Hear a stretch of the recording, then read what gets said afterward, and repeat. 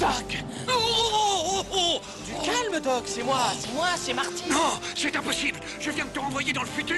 Oui, je sais. Vous m'avez aidé à retourner vers le futur. Mais voilà, je suis de retour du futur. Et sur Clone Web. Nom de Zeus. Doc!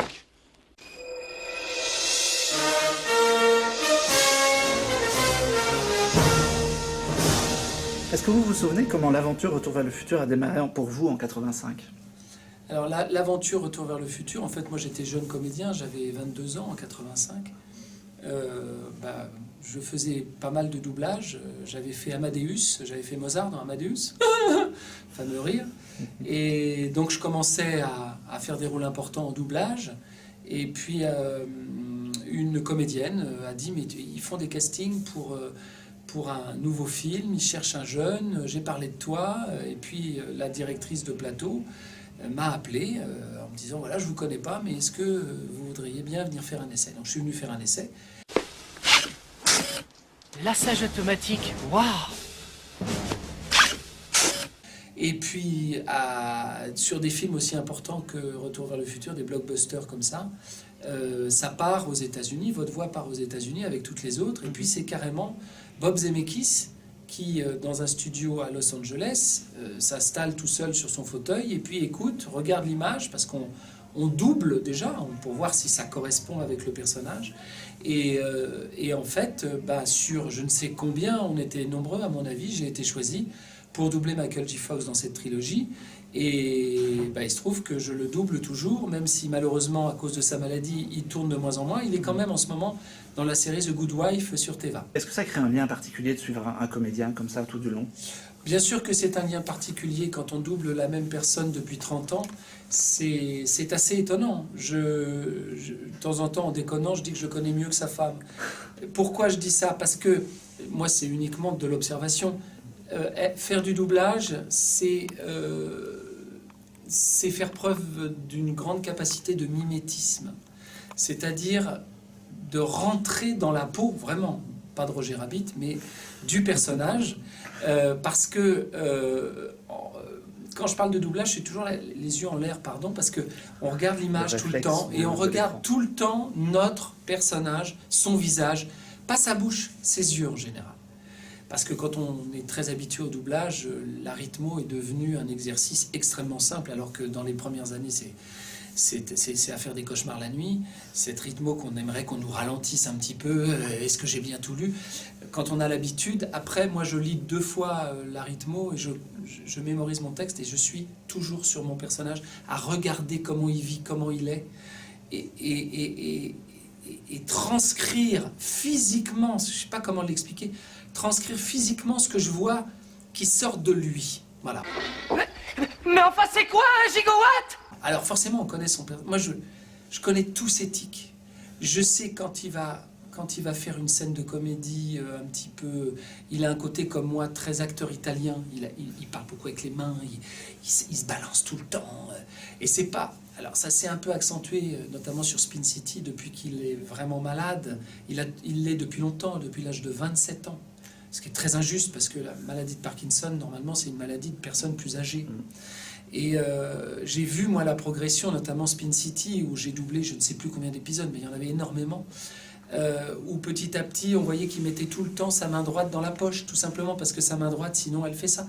Je le connais par cœur, mais de manière, je dirais, pas intime, parce que je ne le connais pas intimement. Je ne le connaîtrais intimement que si je le fréquentais. J'aimerais le fréquenter parce que c'est quelqu'un que j'admire beaucoup. J'admire peu de monde, mais lui, je trouve qu'il a un courage formidable et que c'est une personne vraiment remarquable.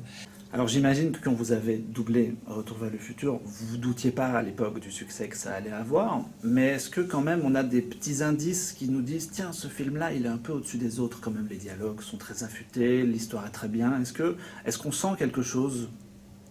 Alors, quand on double un film comme Retour vers le futur, on se rend compte qu'on est sur un très bon film parce qu'il y a un scénario exceptionnel. Et puis c'est une grande histoire d'amitié. Je pense que ça touche à beaucoup de choses essentielles, ce film. sur la vie, sur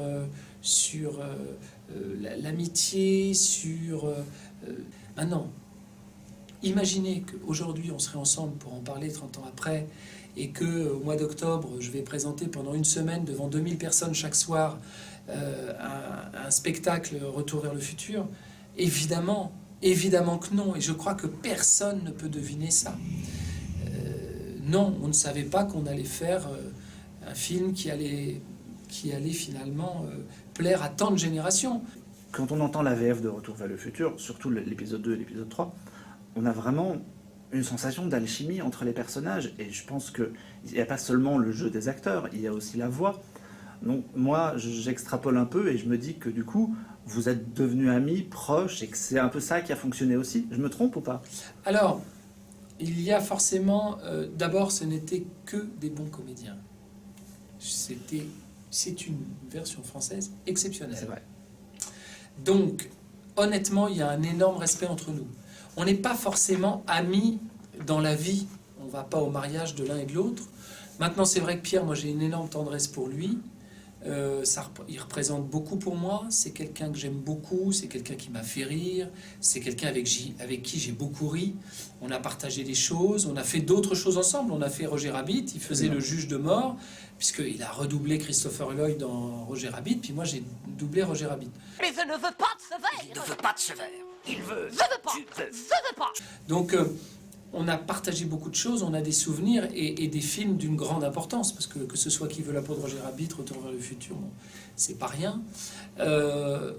On se voit épisodiquement, mais à chaque fois qu'on se voit, c'est comme si on s'était quitté la veille. Vous avez doublé des dizaines, j'ai retrouvé la liste de personnages de dessins animés, des centaines peut-être, je sais pas trop, mais je veux absolument m'arrêter sur les Tiny Toons. J'ai passé des essais. Ouais. Pareil, hein, production Spielberg, donc les essais sont partis aux États-Unis. Je suis assez abonné Spielberg, moi. Hein. Ouais, Et donc,